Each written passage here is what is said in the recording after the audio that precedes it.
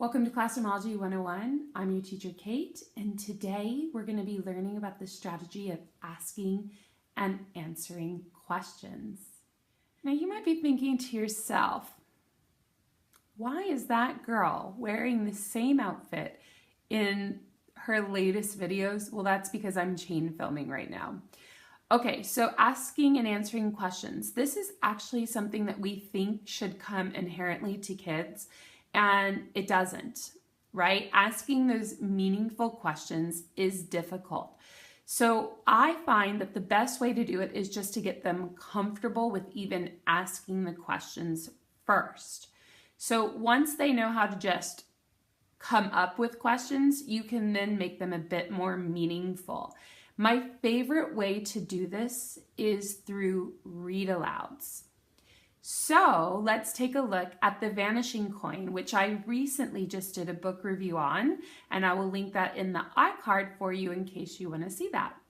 All right, here we go. How do we get kids to ask and answer questions? Well, it's not an easy strategy to learn, and it's not easy for students to do it on their own. And in fact, if you don't ask them to do it, oftentimes they won't do it. So in the teaching field, we talk about thin and thick questions. And your beginning readers, your struggling students, your language learners, they're going to typically ask those thin questions, the ones that can be easily found within the book. But your kind of higher level students, they're going to be asking thick questions, ones that aren't easily found in the book, but that you could only answer based off of what you've read and making those connections and using inferences and things like this.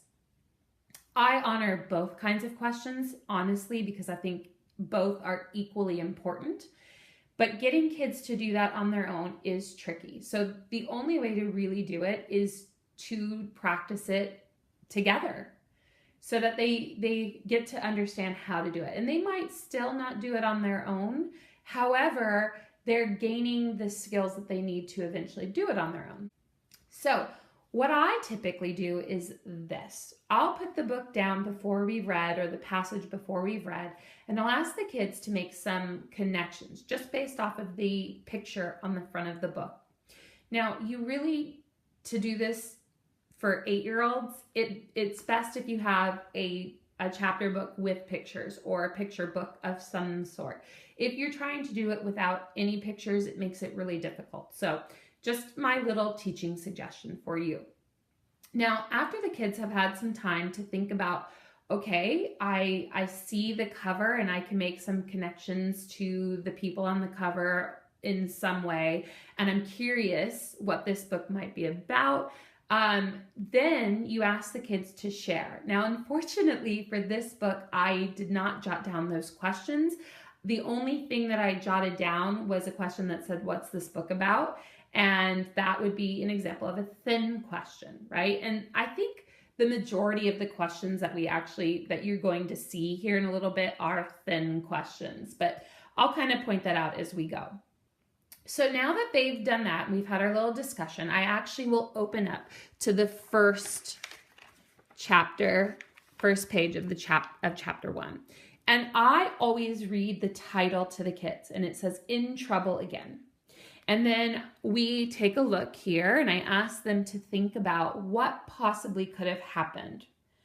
See if they have any different ideas about this book or different connections that they want to make.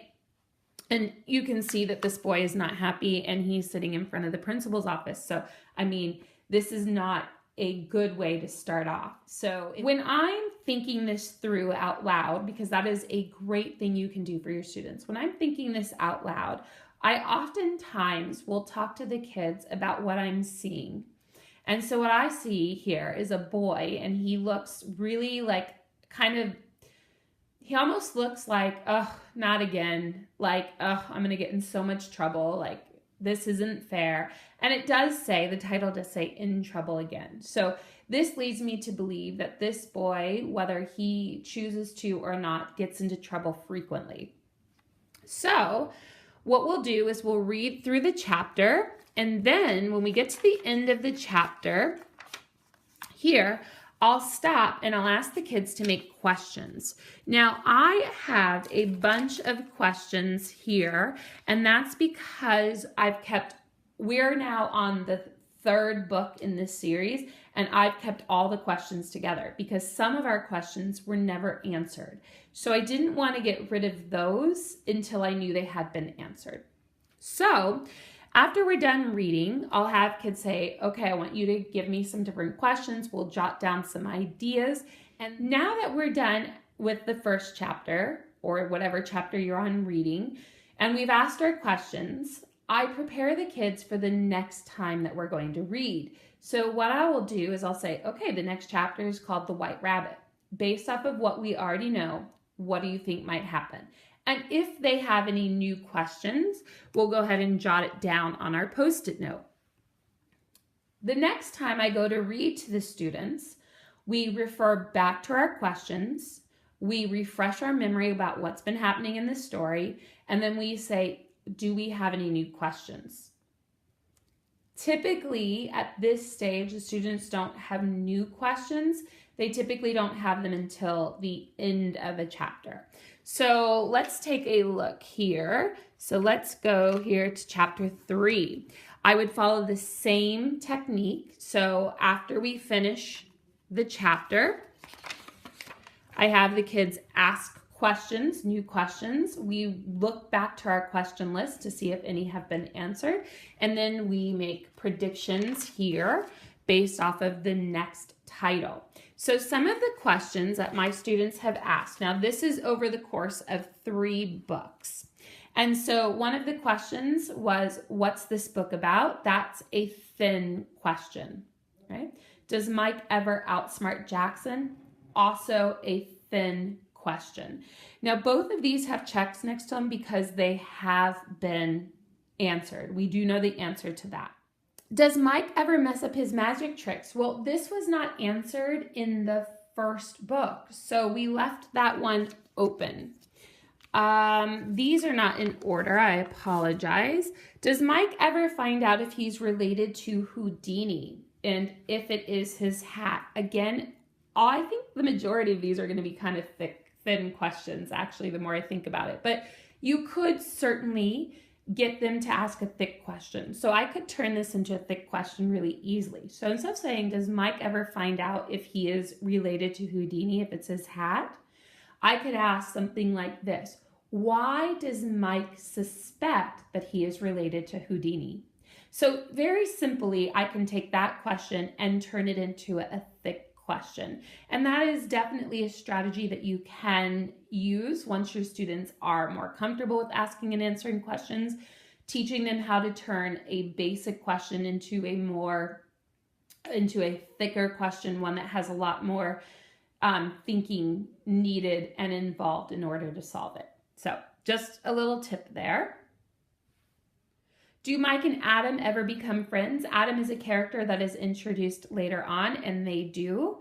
If you wanted to take this and turn it into a thick question, you could say something like, why does Adam want to be Mike's friend when he knows that Mike gets into a lot of trouble? Right? So very simple. You can just flip them around if you need to.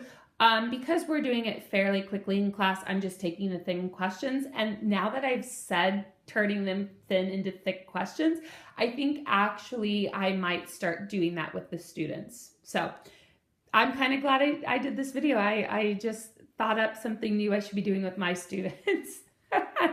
So what do you do with those unused questions, the ones that never were truly answered? Well, you can do a couple things. We don't really do friendly letter writing anymore in 3rd grade. However, you could have the students write a letter to the author. You could have the students do a different ending. If they don't like how the book ended, they could change the ending. Or you could try Skyping in with an author. Now, some authors will do this and others will not. So you have to just kind of inquire and figure out on your own which authors will or will not.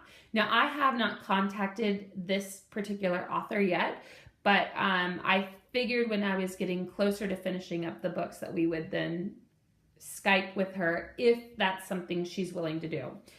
So definitely some good ideas. I hope you found these helpful. I hope that you use this strategy in your classroom. I think it's an important one for kids. I think it's one of the ones that we just assume kids know how to do, and they don't.